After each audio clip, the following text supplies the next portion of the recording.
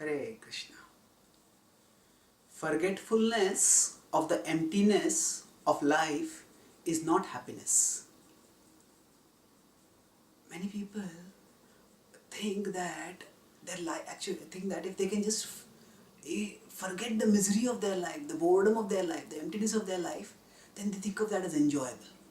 That's why when they go to some movie or they go to some music show, and there they get themselves so caught in it, they forget everything else. Then they feel, oh, it was quite enjoyable.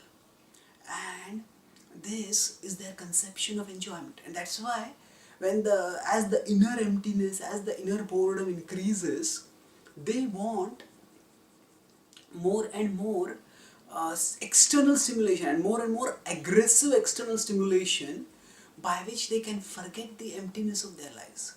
And that's why we will see nowadays all forms of entertainment are becoming more and more aggressive. So for example, consider cricket. Earlier there was 5-day cricket where things were at a sedate pace.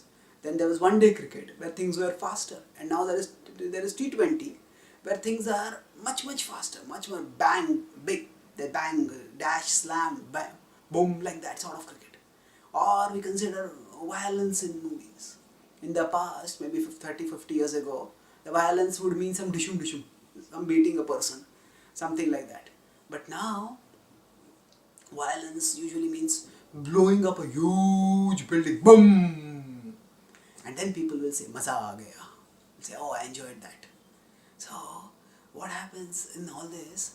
People are internally so empty that some minor stimulus doesn't jolt them out of their emptiness, doesn't bring them out. They need a big agitating stimulus from outside, and then they'll come out of the inner emptiness. And if they can come out of the emptiness of their lives, then they call that as happiness. The more they can forget the emptiness, the pointlessness of their life, they call that as happiness. And this is actually typical in, say, taking alcohol. People's lives are empty and pointless, and they drink. And when they drink in the bottle, you drown away all your misery.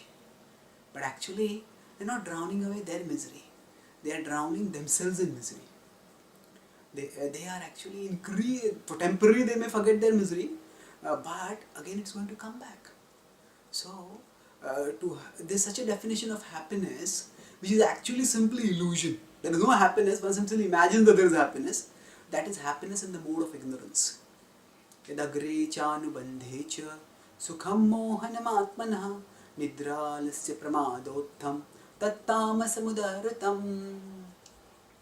So Krishna says that yadagre chanubandhe cha, from beginning to end, sukham mohanam that happiness which puts the soul in illusion, sukham mohanam nidralasya pramadottham. Nidra from sleep, alasya, laziness, pramad is intoxication or madness, mania. Tattamasam udaratam, that is happiness which comes from tamoguna. That is tamasic happiness, and this actually increases our illusion, increases our misery in the long run. So real happiness is experiencing the fullness of life, not forgetting its emptiness in illusion.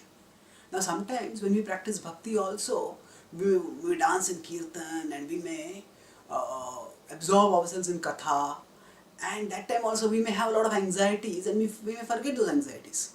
So that is not the same, that not at all the same as this kind of ignorant happiness, because although we are forgetting, we are not going into an illusion.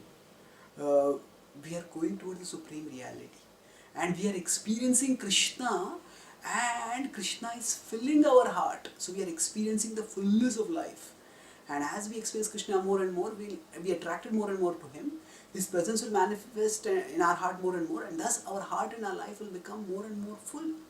And the activities of bhakti are not just those activities in which we forget the rest of our life. Yes, there are some activities which are so absorbing, where we forget the rest of our lives and just become absorbed in Krishna. But in bhakti encompasses our entire life. Our work, our family, our hobbies, all of them can be encompassed within the scope of bhakti. And in that way, we can move onwards towards Krishna by reconnecting our whole life with Him. So bhakti, so real happiness is relishing the fullness of life, not forgetting its emptiness. And bhakti, by permeating the full scope of our life with Krishna's presence and reorienting our full life as a service to Krishna, gives us the full opportunity to relish this fullness of life. Thank you. Hare Krishna.